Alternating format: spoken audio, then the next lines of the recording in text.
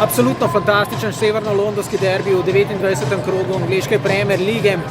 Presenetil je Unai Emery in to začetno postavo oziroma s taktično postavitvijo, ki je zelo bazirala na defenzivi, tako da smo v prvem polčasu dejansko gledali le napade domačega Tottenhama, pri čemer je Arsenalu kljub vsemu uspelo povesti in sicer pobegnil je po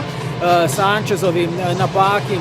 Aaron Ramsey, ki je tudi sklenil akcijo in torej 0:1 v polčasu, v nadaljevanju podobna zgodba, napadi so se vrstili v glavnem pred vrati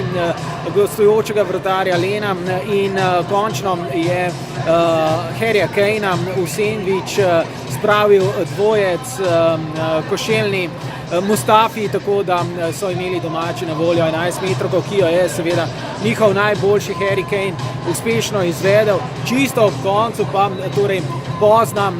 super drama, zakuhalo se je po zelo sumljivo dosojenim 11 metrovki za goste, ki jo je slabo izvedel Aubameyang, ubranil jo je Lloris, takoj zatem pa je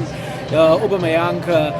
falil tudi absoluten zicer in ostalo je pri rezultatu 1:1. Še enkrat naj ponovim, to je rezultat, ki je verjetno najbolj pogodil Manchester Unitedu in Chelsea. Dobra tekma, fantastični pogoji, dober fuzbal, energična predstava obeh tekmecev in končni rezultat, ki ni po volji niti enega, niti drugega, pa vendar naj bo Tottenham 1, Arsenal 1.